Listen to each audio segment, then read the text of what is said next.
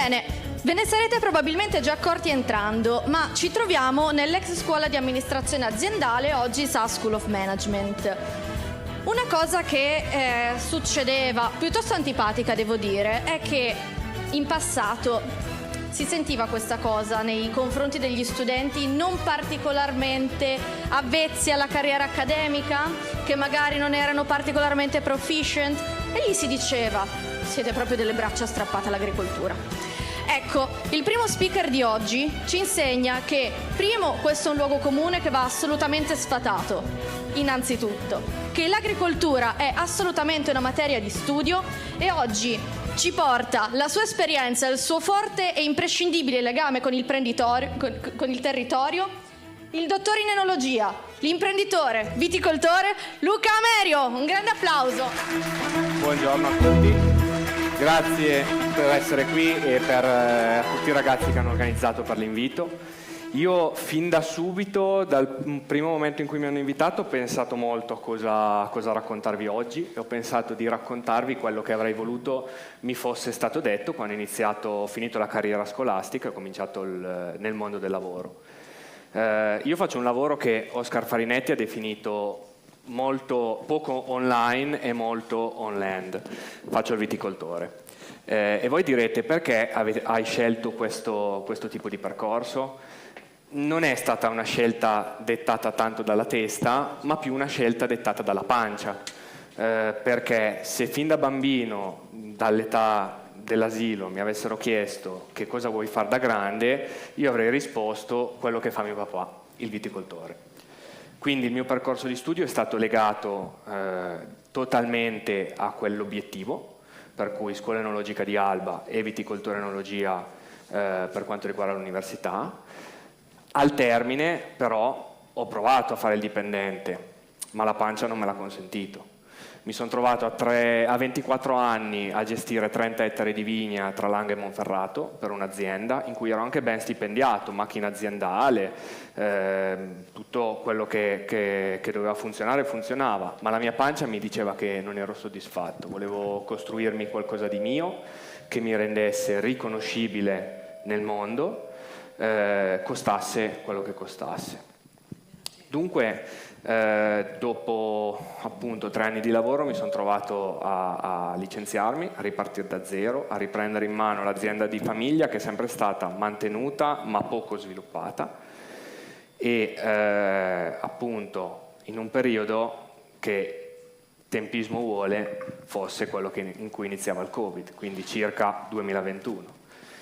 Contestualmente a ciò, con altri 4 amici, dopo 9 anni di scuola, 1 anno di convivenza in cui siamo riusciti a non scannarci, abbiamo pensato di costruire un altro progetto, costruire un progetto comune. Quindi sempre all'inizio del Covid cominciano 2 percorsi, Tenuta al Nespolo e Raise Wine.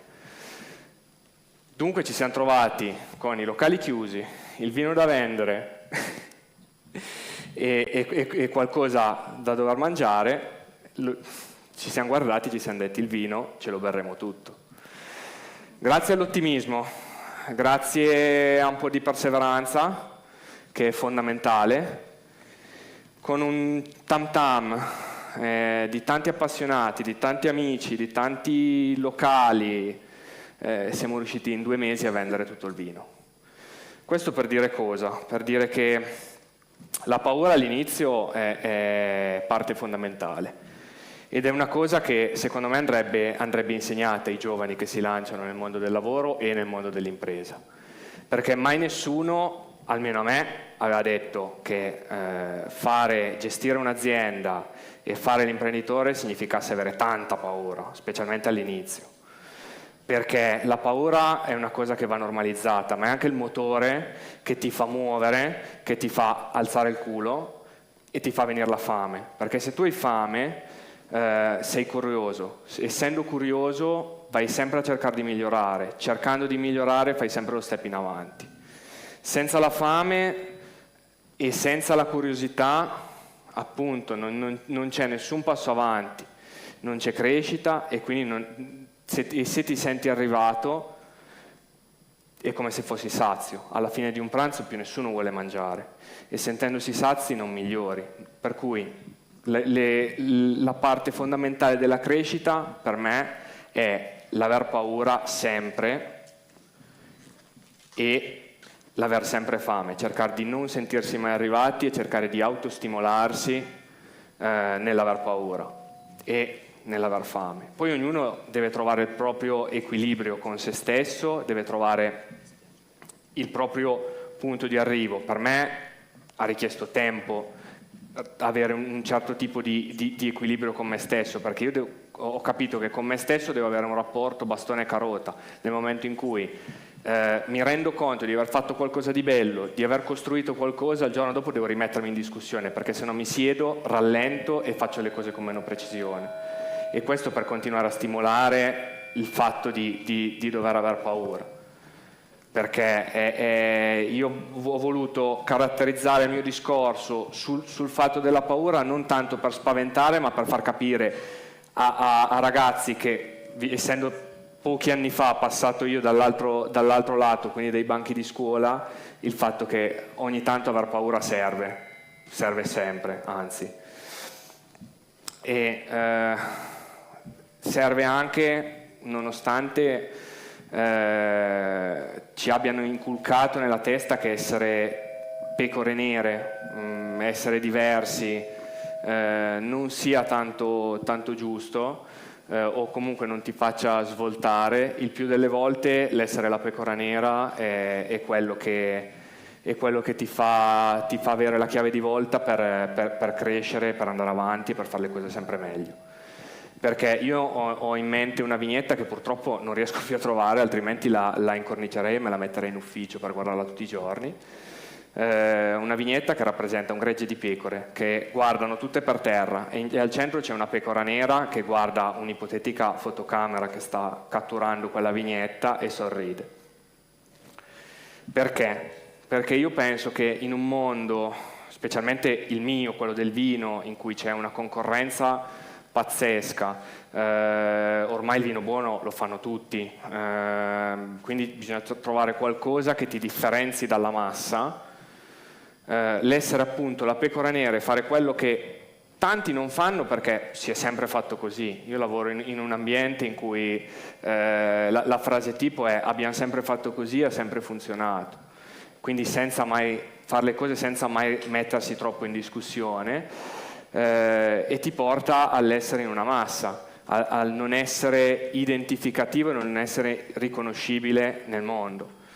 Io vengo da un paese che si chiama Moasca, è un paese di 450 abitanti ed è a 20 minuti di macchina da Asti e 30 minuti di macchina da Alba. I due vitigni che caratterizzano quel paese sono il Moscato e la Barbera. Il Moscato è sempre stato fatto dolce e frizzante, con la Barbera si è sempre fatto un vino concentrato, ricco di colore, ricco di alcol. Il primo vino che ho fatto io a base moscato è stato un moscato vinificato secco e fermo. All'inizio mi hanno detto, tu sei matto, butti via dell'uva, sembrava di fare uno screzio a qualcuno. Poi mi sono incontrato con altri amici produttori con cui abbiamo fatto un'associazione di valorizzazione di quel tipo di prodotto. Siamo partiti da zero, sempre durante il Covid per non farci mancare nulla.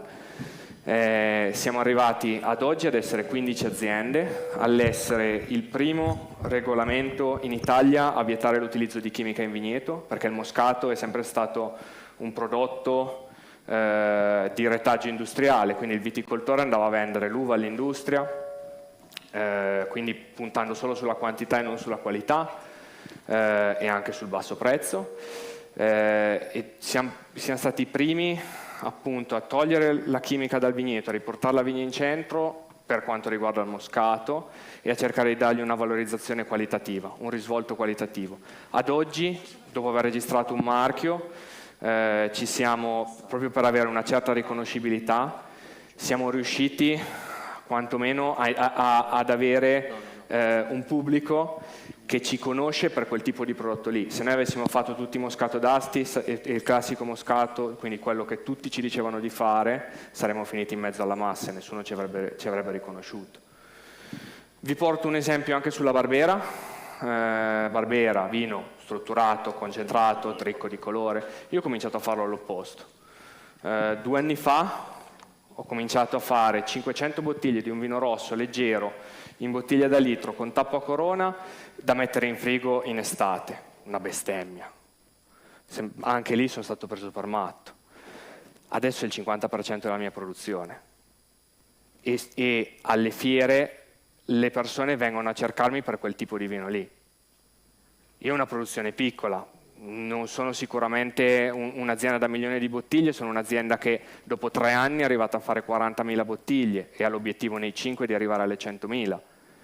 Ma il fatto di darsi anche degli obiettivi più alti di quelli che possiamo raggiungere fa sì che un pezzo per volta, magari a quell'obiettivo lì alto non ci arrivi, ma ti fermi un po' prima, che è sempre un po' più in su di quello da cui sei partito.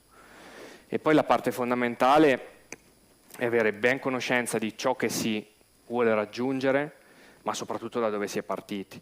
Perché c'è l'immagine che sicuramente tutti avranno visto, l'immagine del primo ufficio di Jeff Bezos, nella sua camera con una scrivania buttata lì e un pezzo di cartone con scritto Amazon.com. L'importante, per dire che l'importante non è tanto da dove si parte, non bisogna aver vergogna di da dove si è partiti, l'importante è partire, non guardare tanto alla precisione, non guardare tanto alla perfezione, non guardare tanto al fare tutto perfetto, ma è meglio fare le cose, iniziare e poi le cose vengono man mano. E soprattutto avere un amore per il processo e per le difficoltà, perché senza difficoltà io ho imparato sulla mia pelle, nonostante all'inizio mi sentissi sfortunato ad avere determinate difficoltà che per altri potevano sembrare delle stupidate, le difficoltà fanno parte del processo e soprattutto bisogna imparare ad amare le difficoltà perché ti fanno fare sempre lo step in avanti. Quindi per concludere l'unico augurio che posso farvi è innamorarvi del processo, assumere la più grande dipendenza che si può avere, che è quella per vedere un'impresa, sognarla e vederla crescere anno per anno ed essere pecore nere e fare le cose diverse da tutta la massa e diverse da tutti gli altri. Grazie.